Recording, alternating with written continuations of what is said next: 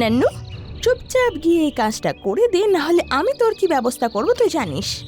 ছোট্ট নান্নু পাখি তার পায়ে বড় একটা ঝুড়ির মধ্যে খাবার নিয়ে দূরে উড়ে যাচ্ছিল। তখনই যুগ্নু পায়রা ওকে বলে, আরে নান্নু, অত ওজন তো তোরও নয়, যত বেশি তুই ওঠাচ্ছিস। ওজনের ভারে তুই একবার নিচে একবার উপরে চলেই তো যাচ্ছিস। দাদা, আমি কি করব? আমার মা আমাকে বলেছে যে এই ঝুড়িটা ঘরে পৌঁছে দিয়ে আসতে, তো এটা আমি রেখে আসব। তোর মা ন্যানি পাখি দেখতে পারে না নাকি যে তুই এইটুকু এত ভারী ভারী জিনিস নিয়ে যাচ্ছিস? হ্যাঁ, তার কি তোর উপরে মায়া হয় না? তোর বাবা কোথায় রে? বাবা একটা কাজে বাইরে গিয়েছে, কাল সন্ধেবেলা ফিরবে। আর দাদা, আমাকে বাবার জন্যই তো সৎ মায়ের সাথে থাকতে হয়, না হলে সৎ মাকে আমার একদম ভালো লাগে না। ঠিক আছে নান্নু, তুই বাড়ি যা, তোর মায়ের সাথে আমি কথা বলছি। আরে ন্যানি পাখি, তোর কি তোর বাচ্চার ওপর একটুও দয়া হয় না? ও সৎ তো কি হয়েছে, ও তো বাচ্চা। দেখ যুগ্নু, তুই না আমাদের পরিবারের মাঝখানে আসিস না, এটা আমাদের পরিবারের ব্যাপার। আমি যেমন চাইবো তেমন করব। আর তুই কি চাস, আমি আমার মেয়েকে কি কামচোর বানাবো? ও কাজ না করলে কাজ করার অভ্যেস কি করে হবে? আরে কাজ করানোর এটা মানে নয় যে তুমি কারুর প্রাণটাই নিয়ে নেবে। যুগ্নু দাদা, তোমার কথা অনেক শুনলাম, এবার তুমি আসতে পারো।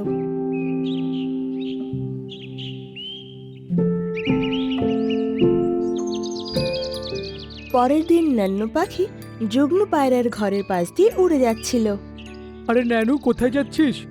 তুই সারা দিন এদিক ওদিক ছুটতেই থাকিস, ক্লান্ত হোস না তুই? যুগ্নু দাদা, মা আমাকে একটা কাজ দিয়েছে, সেটাই করতে যাচ্ছি আমি। তোর মা তো তোকে সারাদিন কাজই দিয়ে যায়, ওর তো একটুও দয়া মায়া নেই। ওই দেখ, তোর বাবা টোটো আসছে তো এখানে। টোটো দুজনের কাছে এসে, কি যুগনুদা, কি গল্প করছো ন্যানুর সাথে? তোর তো বাড়ির কোনো খেয়ালই নেই। তুই তো এটাও জানিস না তোর স্ত্রী এই বাচ্চার উপরে কত অত্যাচার করে। এটা শুনে টোটোর চোখ দিয়ে জল বেরিয়ে আসে। ও নান্নুকে গলায় জড়িয়ে ধরে বলে, ভাই যুগনু, আমি সব জানি বাসায় কি চলছে। ন্যানুর একটা মায়ের প্রয়োজন ছিল, তাই তো আমি ন্যানিকে বিয়ে করলাম। কিন্তু আমি কি জানতাম ও এর সাথে এরকম ব্যবহার করবে।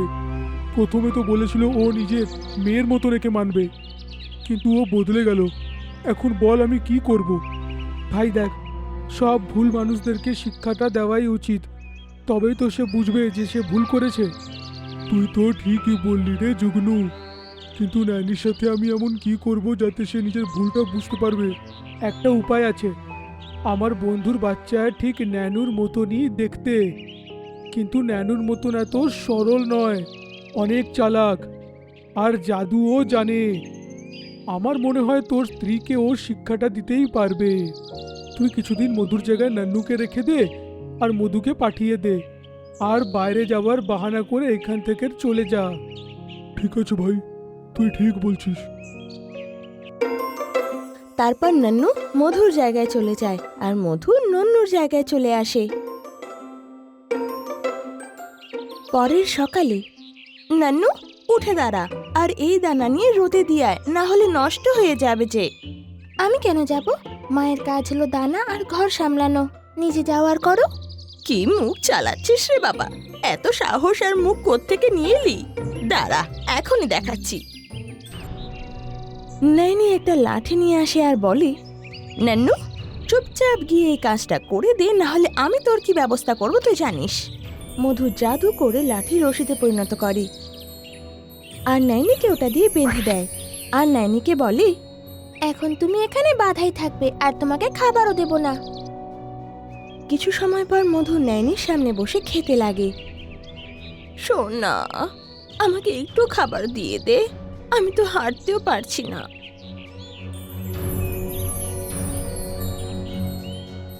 আমি তোমায় খাবার দেব, আগে এই দানার ঝুড়ি নিয়ে গিয়ে যুগ্নু পায়রার ঘরে গিয়ে রেখে আসো।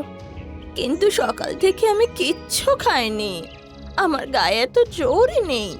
তুমি যাবে না, আমি তোমার পাখাগুলো আবার বেঁধে দেব। না না, আমি যাচ্ছি। ন্যানি বড় ছুরি নিয়ে উড়তে লাগে, কখনো উপরে যায় তো কখনো নিচে। ওর অবস্থা খুবই খারাপ ছিল। ও যেভাবে সেভাবে কষ্ট করে যুগ্ন পায়রার কাছে পৌঁছায়, আর যুগ্ন ওকে দেখে বলে, আরে আজ তো এমন মনে হচ্ছে যেন সূর্যটা পশ্চিম থেকে উঠেছে। কিছুদিন আগে নান্নুর এই অবস্থাটাই ছিল, যখন আমি তোমাকে বলেছিলাম যে তুমি ওর সাথে একদম ভুল করছো। এবার বুঝতে পারলে কেমন লেগেছিল? হ্যাঁ ভাই, আমি বুঝতে পেরে গেছি। নান্নুর সাথে এরম করা উচিত হয়নি। এই কাজটা সত্যি ভারী ছিল, যেটা আমি নান্নুকে দিয়েছিলাম। তুমি যখন তোমার ভুলটা বুঝতেই পেরেছো তবে ঠিক আছে। তোমাকে আমি বলে দিই যে তোমার বাড়িতে আছে সে নান্নু নয়, মধু।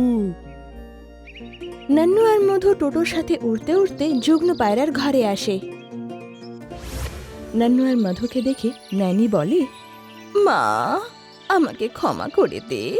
আমি না জেনে তোর ওপর অনেক অত্যাচার করেছি। আমি বুঝতে পেরে গেছি যে আমার এরকম করা উচিত হয়নি। এখন আমরা মিলেমিশে কাজ করব। ভালোই হলো, তুমি যদি নিজের ভুল বুঝতে পেরে থাকো, তবে তোমার মেয়েকে আমি তোমার ঘরে রেখে আসব। না হলে আরো কয়েকদিন থেকে যাব তোমার বাড়িতে আমি। হুম? এই কথা শুনে টোটো হাসতে লাগে, আর যুগ্ন হাসতে হাসতে বলে, মধু থামো। মা, তুই চাইলে থাকতেই পারিস। আমি এখন বুঝতে পেরে গেছি, আমি আর আগের মতো করব না। আর সব পাখি খুশি খুশি নিজের ঘরের দিকে উড়ে চলে যায়। আরে বাহ, কত সুস্বাদু আর বড় ডিম। বলে নিজে হাঁ করে একটা ডিম খেয়ে ফেলে। আহা, আজ তো লটারি লেগে গেল ভাই। এটা বলে ও দ্বিতীয় ডিমটার উপরও হামলা করে আর সেটাও খেয়ে নেয়। বাহ, মজা এসে গেল আজ তো। এখন আমি শিগগিরই গিয়ে নিজের গর্তে ঢুকে পড়ি। সঞ্জয় বন একটা খুবই সুন্দর জঙ্গল ছিল। এখানে অনেক বড় বড় সবুজ গাছ, পাহাড় আর পুকুর ছিল। সেই পুকুরে কিছু হাঁসের দল থাকতো, আর সব পশুরা সেই পুকুরে জল খেতে আসতো। সেই পুকুরে ডাক আর ড্রেক নামের একটা জোড়া ছিল। একদিন ড্রেক পুকুরের পাশে তাদের বাসায় দুটো ডিম দেয়। ডাক আর ড্রেক তাদের দুটো ডিম দেখে খুব খুশি ছিল। ওরা তাদের খুব যত্ন করা শুরু করে। পুকুরের কিছুটা দূরে একটা সাপ তার গর্তে থাকতো, আর ওখান থেকে ও সবার উপর নজর রাখতো। যখন সাপের নজর ওই বাসায় রাখা ডিমের উপর পড়ে, তো ও খুশি হয়ে যায়। আরে বাহ, কি বড় বড় ডিম রে! যদি এটা আমি খাবার সুযোগ পাই, মজা এসে যাবে। একবার দুজন খালি এখান থেকে যাক। যখন সন্ধে হয়ে যায় তো পুকুর পাড়ে এক ঈগল আসে জল খেতে। তারপর সেই হাঁসের দল আসে। আরে ডাক আর ড্রেক, এটা কি তোমাদের ডিম? হ্যাঁ, আজ সকালেই তো পেরেছি।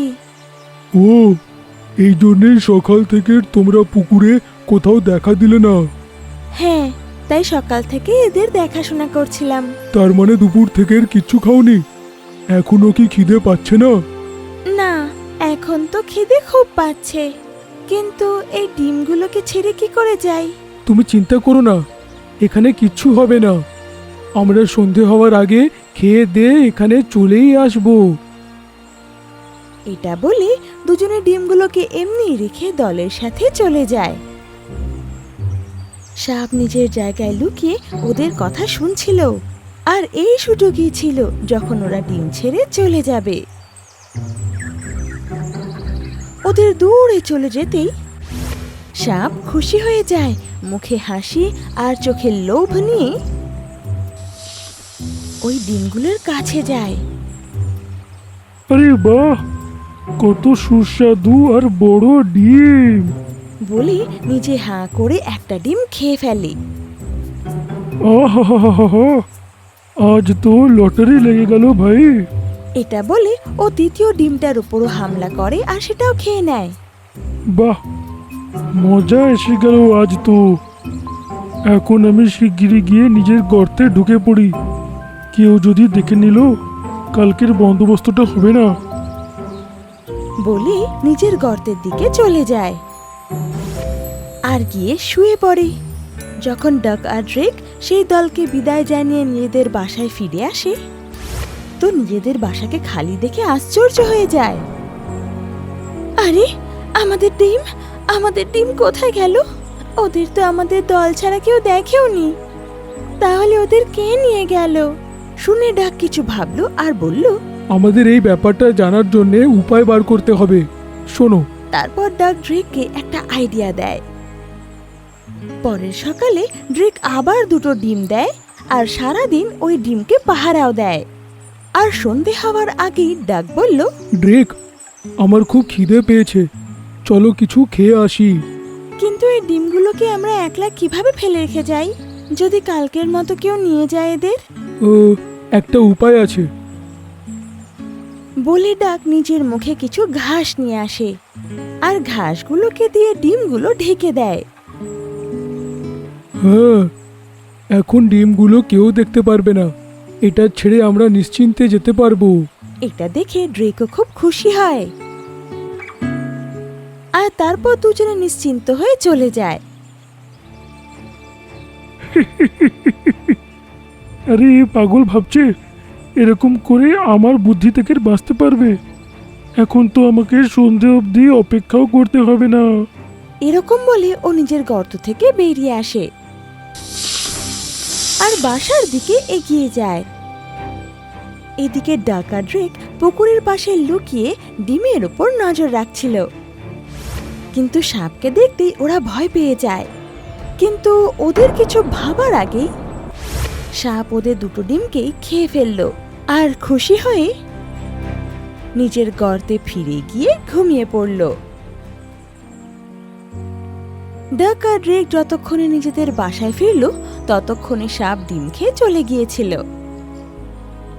এই সাপ তো আমাদের ডিমগুলো রোজ এভাবে খাচ্ছে। এর মানে তো আমরা কখনো আমাদের বাচ্চাদের মুখ দেখতে পাবো না। শুনে ডাক চিন্তায় পড়ে গেল আর তখনই ওর নজর ঈগলের ওপর গেল, যে পুকুর পাড়ে জল খাচ্ছিল। ঘাবড়িও না, এর থেকে ছাড়া পাওয়ানোর জন্য আছে, আমাদের সাহায্য করার জন্যে। ডাক ঈগলকে বলল, আর ঈগল, আমাদের আওয়াজ তুমি শুনতে পারো? হ্যাঁ, কেন না, বলো ডাক। ডাক ওকে ওদের ডিম আর সাপের ব্যাপারে সব বলে দিল।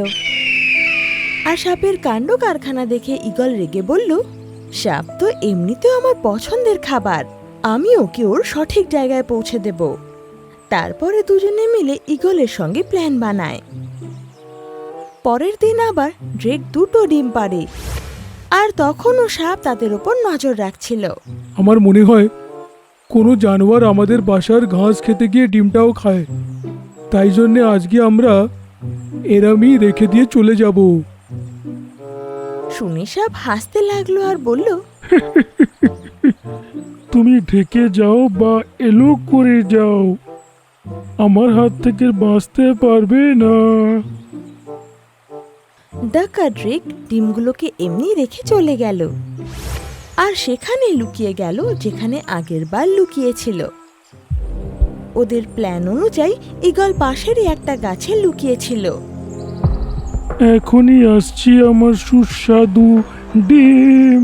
এটা বলে সাপ নিজের গর্ত থেকে বেরোয় আর ডিমের দিকে এগিয়ে যায়। যেই ও ডিমের কাছে পৌঁছালো, তো ঈগল দ্রুত তেড়ে এসে ওর ওপর ঝাঁপিয়ে পড়ল।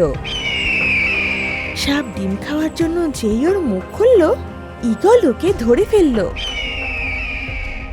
ঈগল নিজের ঠোঁটে ওর ঘাড় কামড়ে ধরে ওকে দূরে উড়িয়ে নিয়ে গেল। আরে, ছাড় আমাকে, আমাকে ছেড়ে দে। আরে বাপরে, আরে ছাড় রে। এটা শুনে ঈগল খুব খুশি হলো আর উড়তে লাগলো। অনেকক্ষণ ওড়ার পর ও একটা পাহাড়ে গিয়ে থামলো। সেখানে আরো 2টো ঈগল অপেক্ষা করছিল। ঈগল যেই সাপটাকে ছেড়ে দিল, বাকি ঈগল তখনই ওকে ঠোঁট দিয়ে মেরে মেরে হামলা করলো। যার ফলে ও আধমরা হয়ে গেল। এখন তিনটে ঈগল মিলে ওর শিকার করলো আর ওকে মেরে ফেললো। এদিকে ডাক আর ড্রেক নিজেদের ডিমকে সুরক্ষিত দেখে খুব খুশি হলো আর মনে মনে ঈগলকে ধন্যবাদ জানায়। কিছুদিনের মধ্যেই সেই ডিম থেকে বাচ্চা বেরোয় আর তারপর ডাক আর ড্রেক খুশি খুশি ওদের জীবন যাপন করতে লাগে।